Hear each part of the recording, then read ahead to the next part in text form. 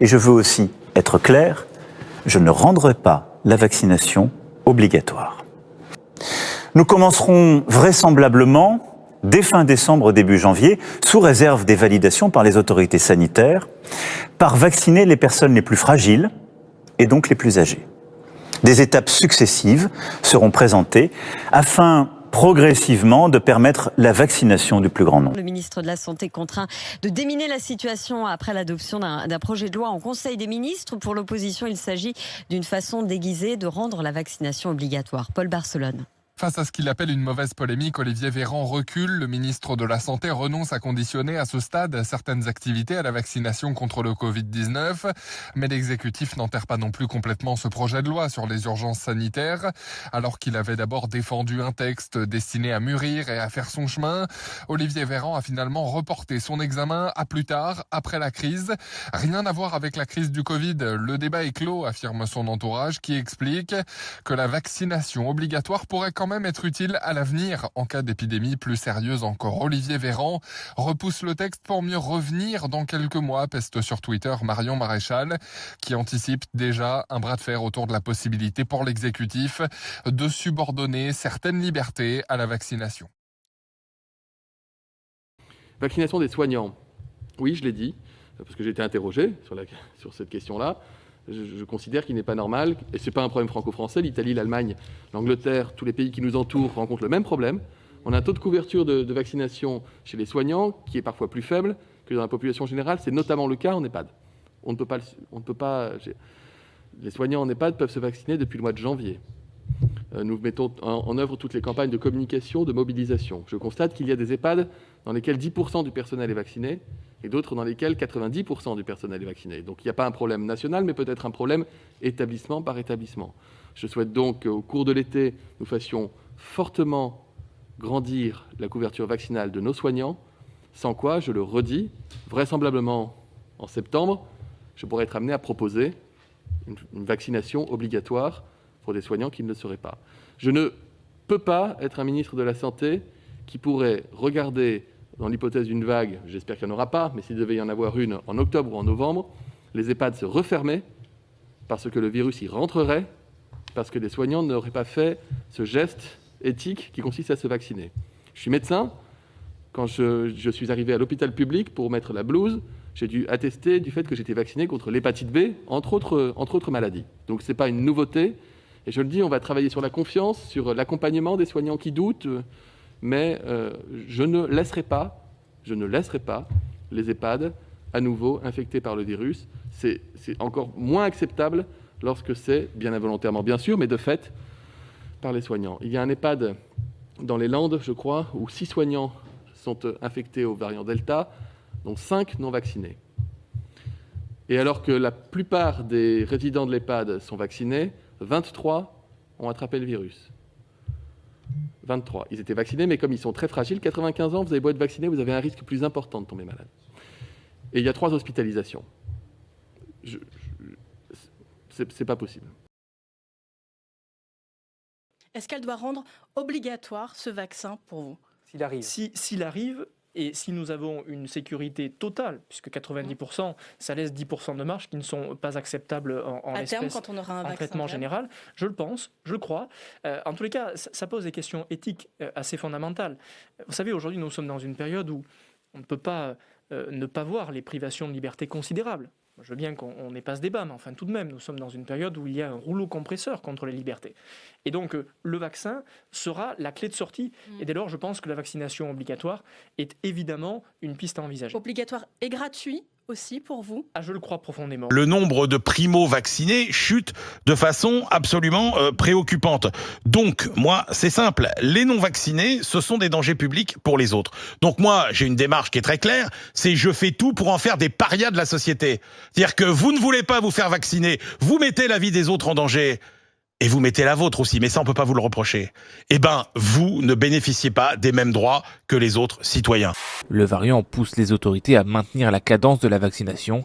S'il ne représente que 10% des cas actuellement en France, selon les scientifiques, le variant Delta pourrait représenter 90% des cas en Europe d'ici la fin août. Donc il y a un moment où la connerie, ça suffit.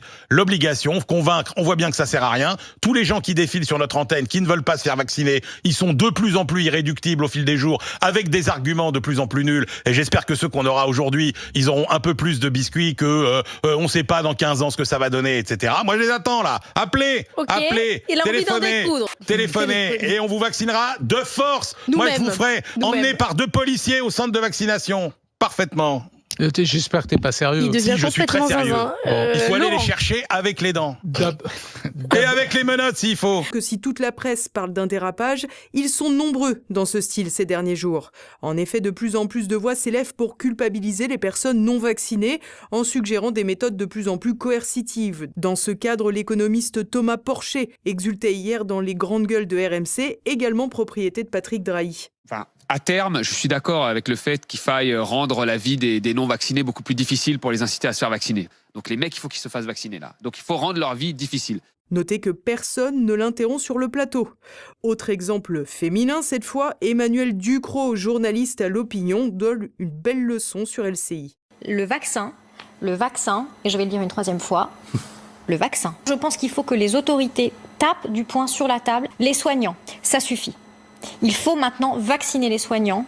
Et si les soignants ne veulent pas être vaccinés, ils n'ont rien à faire dans les lieux de soins. D'habitude spécialisée dans la défense des pesticides, qu'elle nomme pudiquement produits phytosanitaires, Emmanuel Ducrot brandit donc désormais la judicieuse idée d'empêcher les soignants de soigner s'ils refusent d'être vaccinés.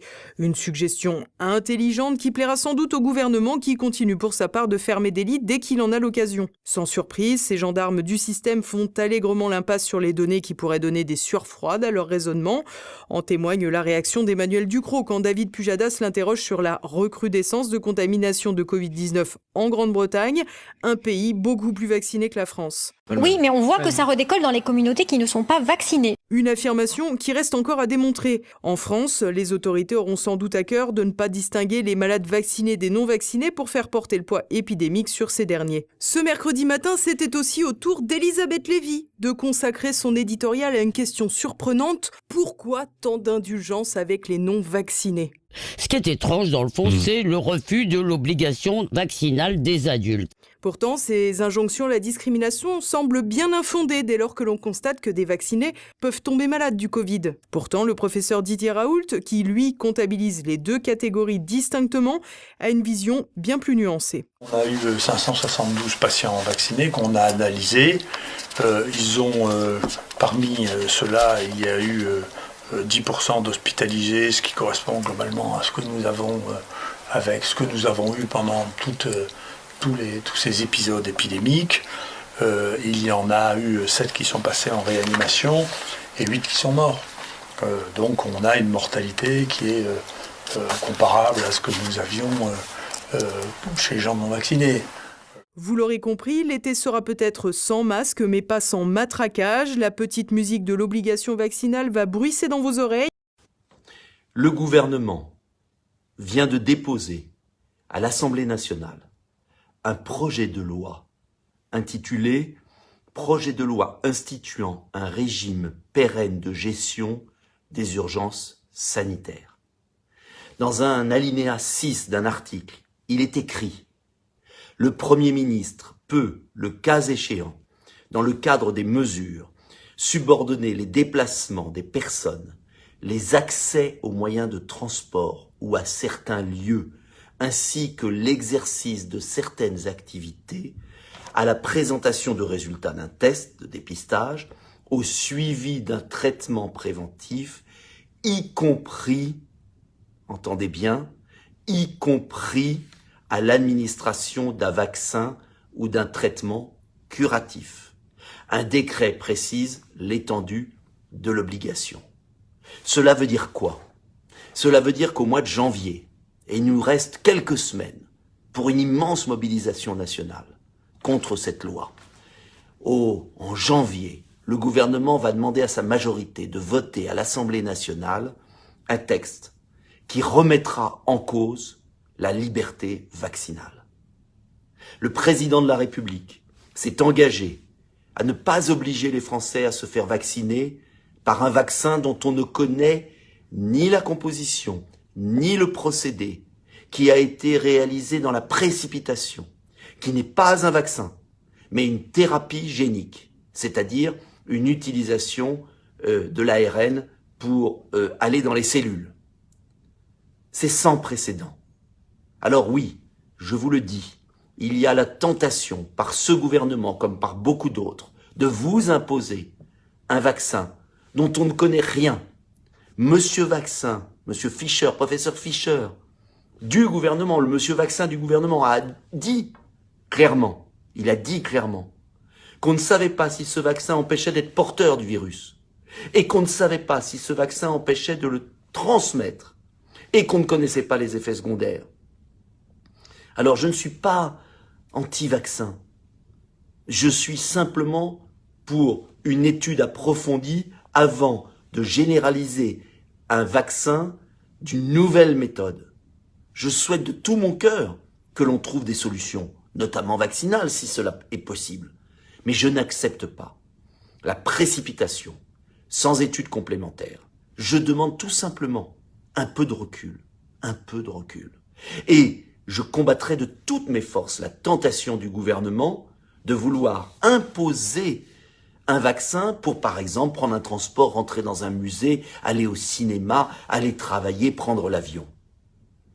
Car, vous le voyez, nous sommes dans une dérive liberticide sans précédent.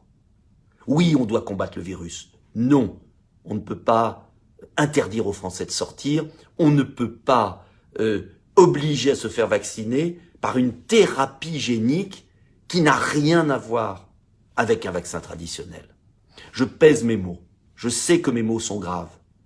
Mais quand dans un pays, en catimini avant Noël, le Premier ministre et le Président de la République déposent un projet de loi à l'Assemblée pour janvier qui veut changer radicalement notre mode de fonctionnement, quand au même moment le professeur Perron est exclu de l'assistance publique de Paris pour avoir dit que ce vaccin méritait du recul, quand on fait changer d'avis certains professeurs de médecine, quand l'ordre des médecins attaque le professeur Raoult, je dis qu'il y a quelque chose qui ne tourne plus rond à la patrie de la rationalité. Alors, oui aux études scientifiques, oui au progrès, non à une sorte de nouvelle dictature sanitaire. Nous ne sommes pas si nombreux dans la classe politique à dire la vérité, ou du moins à exprimer une vérité. Le programme, moi, que j'ai lu jusqu'à présent, ça me paraissait de la science-fiction. Donc, pour l'instant, ce que j'ai vu, c'est surtout de la publicité. Alors, je n'ai pas vu d'article scientifique, j'attends de voir des vraies données. Et puis, les laboratoires n'ont pas encore publié les essais cliniques. Et puis les essais, si vous voulez, il ne s'agit pas de dire si je fais ça, ça fait des anticorps.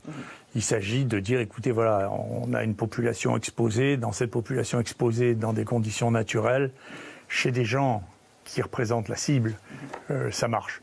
Et ça, on verra, mais si vous voulez...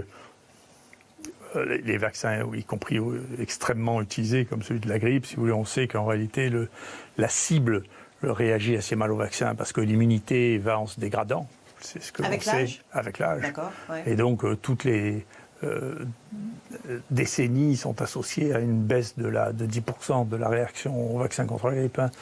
Donc plus on est âgé, moins le vaccin fonctionne, c'est ça? Pour ceux que l'on connaît, oui, pour tous ceux qu'on connaît. On vit dans un monde qui est fou. Donc, si vous voulez, les conditions qui ont été prises pour lutter contre cette maladie sont des conditions d'un autre siècle. C'est pas des conditions pratiques, c'est pas de la lutte au quotidien. Une arme au Moyen-Âge ? Non, mais déjà, de dire aux gens, ne vous soignez pas, restez à la maison, c'est un truc, c'est même pas Moyen-Âge, même Hippocrate faisait pas ça. Je sais pas, il y avait bain chaud, quelque chose. Il disait pas aux gens, restez à la maison jusqu'à ce que vous mouriez. C'est un truc de fou. À partir du moment où vous êtes parti comme ça, à partir du moment où vous avez dit, écoutez, plutôt que de mettre en place une véritable stratégie qui a mis très longtemps à se mettre en place, écoutez, on fait les tests, on voit là, ceux qui sont positifs, on les prend en charge, on regarde ceux qu'ils ont, ceux qui sont négatifs, ils peuvent rentrer chez eux. Plutôt que de mettre en place une véritable stratégie de prise en charge des malades, on a cru que c'était une gestion qui allait pouvoir se gérer politiquement et non médicalement. À partir de ce moment-là, les politiques ont cru depuis le début qu'il y allait avoir une baguette magique. Cette baguette magique, leurs experts qui ont l'habitude depuis 20 ans de travailler avec l'industrie pharmaceutique ont cru que ça allait venir de l'industrie pharmaceutique qui allait trouver une baguette magique. Le vaccin ? Non, d'abord le remdesivir. Oui. Okay. Le remdesivir, souvenez-vous qu'ils se sont encore fait rouler la farine il y a quelques jours en achetant pour 2 milliards de vaccins d'un médicament dont moi je dis depuis mars que ça ne marche pas. On va y revenir dans un instant. Mais maintenant, juste sur les vaccins. non mais encore une fois c'est la même chose, c'est maintenant. Il n'y a plus cette baguette magique, donc la nouvelle baguette magique, ça ne va pas être de lutter, de faire le métier. Pour résoudre les combats, il faut se battre à la vietnamienne. Là, vous voyez, il ne faut pas se battre comme Napoléon III. Voyez, on a une défaite et tout s'écroule. Voyez, c'est comme les Vietnamiens. On gagne maison par maison, patient par patient. Vous voyez, c'est comme ça qu'il faut se battre. C'est la guérilla qu'il faut faire. Pour l'instant, je n'ai pas beaucoup de respect pour la stratégie qui a été mise en place. Donc, je peux vous dire que, franchement, j'ai mes amis africains, dont un des collègues a osé porter des paroles insultantes qui sont la plus grande star, moi, que je connais au monde de lutte contre les épidémies, c'est Muyembe. Personne n'a ça à son tableau, maîtriser 3 ou 4 épidémies d'Ebola, des épidémies de choléra. Et il a dit quoi ? Lui, il a dit, écoutez, nous, on n'a pas d'état d'âme, on sait bien que la chloroquine, ça n'a jamais tué personne, on teste les gens. Vous savez, la stratégie de nos pays, et la France n'a pas été la pire de ce point de vue-là, l'Angleterre, là, sur lequel le truc, vous vous rendez compte qu'ils ont fait un programme de vaccination qui a été repris par l'OMS, les Américains ont fait pareil, d'évaluation thérapeutique, sans exiger qu'il y ait au moins un test diagnostique. Mais vous vous rendez compte, le niveau, en Afrique, on ne fait pas ça. Personne ne fait ça en Afrique. Pour faire un diagnostic, on fait un test.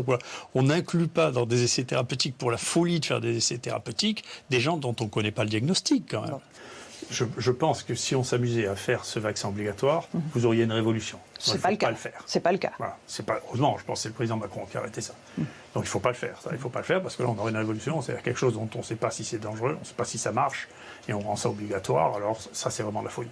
Après, le risque, il y a 2 choses dans le vaccin. Il y a la protection individuelle, le risque individuel que théoriquement on aurait le droit de prendre, mais que dans ce pays, on n'a plus le droit de prendre non plus. Quand on vous empêche de prendre les médicaments que vous avez envie de prendre, c'est quand même que vous n'avez plus le droit de décider de ce que vous faites. Mais moi, je suis libéral de ce point de vue-là. Si vous décidez pour vous traiter ou pour vous prévenir de prendre ce vaccin, vous le faites. Ça, c'est différent d'une politique d'État qui dit vous devez le faire.